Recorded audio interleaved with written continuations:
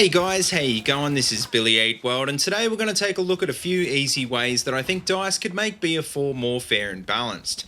You'd think after almost 2 years the game would be about as fair as it's ever going to get, but even with all the balancing that's been done so far, there's still a few things that can get pretty annoying. The problem is that as the game gets older, the player base is getting more experienced, and more you see people exploiting the game to try and gain an advantage. This can range from douchebag tactics to outright cheating, and generally, this makes the game a lot less fun for everyone, which can even drive players away from the game entirely. Like I said, BF4 is almost 2 years old now, but there's still plenty of content to come, and I think it is possible for them to address these fundamental problems. I'm a big fan of games that let you do whatever you want, and I don't like when devs have to hold players' hands, but sadly, there's always going to be people who want to ruin the game for everyone else.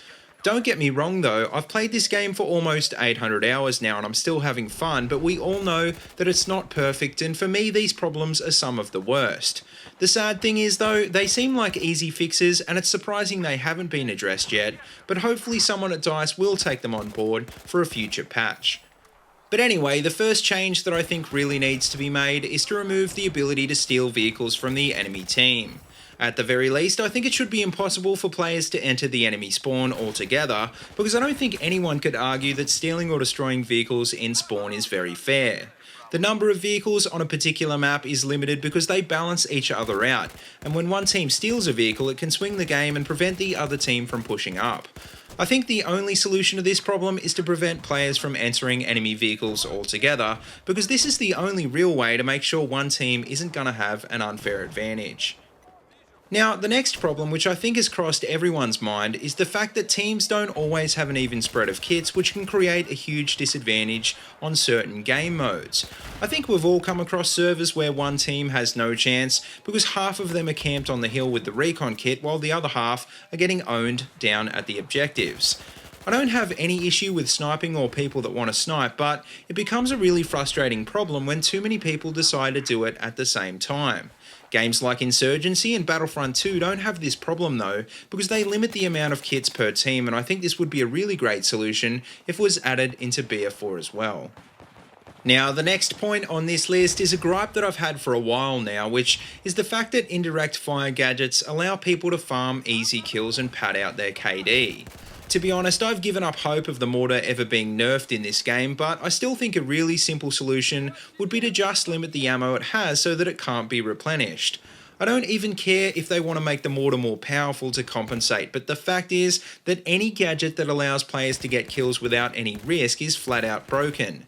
As long as the mortar has unlimited ammo and can be operated remotely, people will abuse it, so do whatever you need to do to balance it, DICE, but please, at the very least, do something about the campers. Now, speaking of campers, well, another type of camper that really gets on my nerves is people who camp the helis by waiting in the spawn screen for them to spawn. Sometimes this is the only way to get into a heli in some games, which is just ridiculous because if you're sitting in the spawn screen you aren't helping your team. I think the solution to this is to put the heli spawns away from the base like they are on Hammerhead, so that you actually have to physically get into them. I mean, people are probably still going to camp around the spawns, but at least they're actually going to be exposed to enemy fire, and you might actually stand a chance of finding a heli on the pad for a change. And finally, the last point that I want to bring up is on inaccessible areas, which has been one of the biggest problems in Battlefield for years now.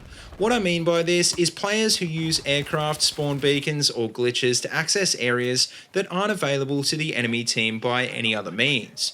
On pretty much every map these days, you can expect at least 1 or 2 roof campers, which not only creates a threat that's hard to remove, but also takes players away from the objectives. Sometimes this isn't a huge problem, but sometimes it's just painfully annoying. So I think a simple solution would be to make the worst of these places out of bounds so that players can't exploit them. Now, this isn't by any means a complete list of all the balancing issues with BF4, so if you can think of any more, then feel free to leave them in the comment section below.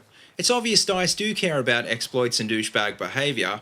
I mean, they took a lot of the ladders out of TDM for that reason, and I just hope that they do the same for a few of these points. Like I said before, I really don't care how people want to play this game, as long as they play fairly, but if you guys think I'm wrong with any of these points, then feel free to let me know. If you do agree with any of the changes I've suggested in this video though, make sure to hit the like button and get the word out there, and hopefully we'll see some of them in a future patch. But anyway guys, that just about wraps up this video, so let me know what you think in the comment section below, and as always, if you like what you see, don't forget to like, comment and subscribe.